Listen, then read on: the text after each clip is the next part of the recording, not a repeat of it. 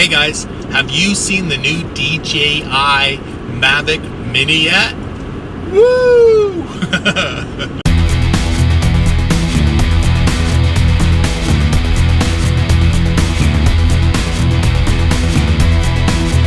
As most of you know, I have been using my DJI Phantom 3 standard for the last 4 years, I think it is now.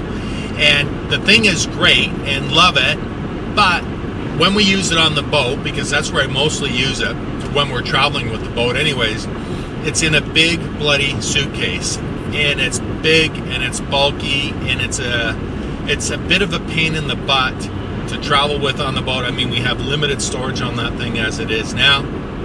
And it's a bit of a pain to get in and out, set up, and get it all going. So this past summer, I was looking at, actually back in the spring, I was looking at maybe upgrading to the Mavic Air, which is a nice compact unit. But I held off on that because, again, for any of you who've watched the channel for any length of time, knows that as of June 1st of this year, two things came into effect. You had to be a pilot, you had to have a license, which I got for mine, aced that, and registered the unit. But where I wanted to most use it were at the locks of the Trent Severn Waterway. And the locks, again, are operated by Parks Canada. So all of the locks are technically national parks.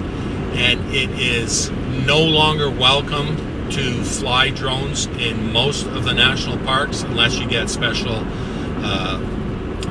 approval from the people at Parks Canada. Again, I approached them in the spring, and it took, since there's red tape and there's many layers in a government agency, so it took quite a while for me to get final approval to be able to fly, which I didn't get until day one of our Epic Boat Cruise 2019, which was the first day we got to a lock.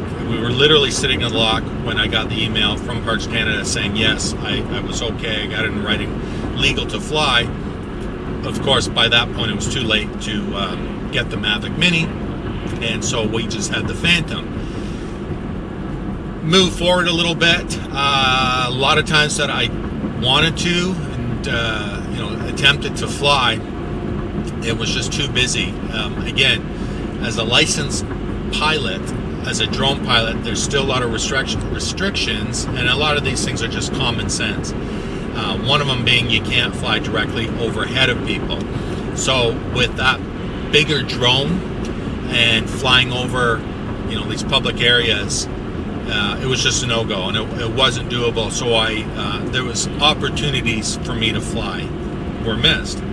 Getting back now to the Mavic Mini, the rules apply in Canada and the United States that you have to be licensed and you can't fly over people and so on and so forth for drones that are 250 grams of weight and over. Now the new Mavic Mini comes in at a very svelte 249 grams.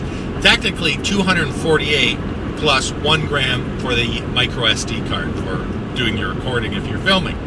And of course, if you're flying, why wouldn't you be filming? So that is such a bonus thing for my purposes. Now, the camera is probably equal to what I have now in my Phantom 3 standard, because I film generally only at 1080, but it will go up to 2.7K as well. But it's super smooth out of the box. Now, the Mavic Mini, one of the concerns when it first came out and the specs, I thought, oh man, a tiny, very light little machine like that, it's going to be really fighting if you're in windy conditions. However, again, in all appearances, from all the reviews that I've seen where guys are flying it and they've either remarked that it's a windy day, or there have been a few users who have posted videos of flying the thing into like really strong winds, like I'm talking 20-25 miles an hour, which are, it's approaching 50 kilometers. I mean, that's a heavy wind. I don't think I would want to fly in conditions like that. But the thing seems to hold its own. The only thing, it's going to degrade the battery power. So it's ticking a lot of boxes. And the main thing is, it is so compact. The footprint is no bigger than my phone or a big iPhone. for those of us still working with iPhones. And it comes in a small box, easy package, easy to take on and off the boat, easy to stow away on the boat itself, which is great. Anchor Girl would be very, very happy with that. The only thing is, right now I haven't been able to confirm that it's compatible with my Pixel 3 phone. When I got my original Pixel one a couple years ago, I downloaded the app and I tried to fly my current Phantom, and it just wouldn't go. It didn't seem to be compatible, so I phoned DJI and they said no, the Phantom wasn't approved for it. So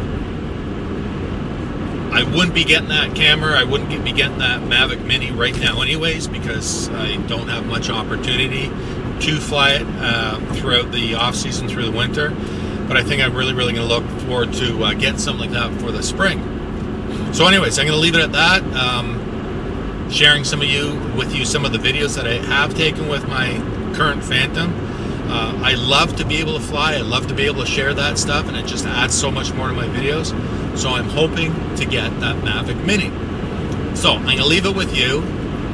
If you know anybody who has the Mavic Mini, or maybe you found this video online because talk about Mavic Minis,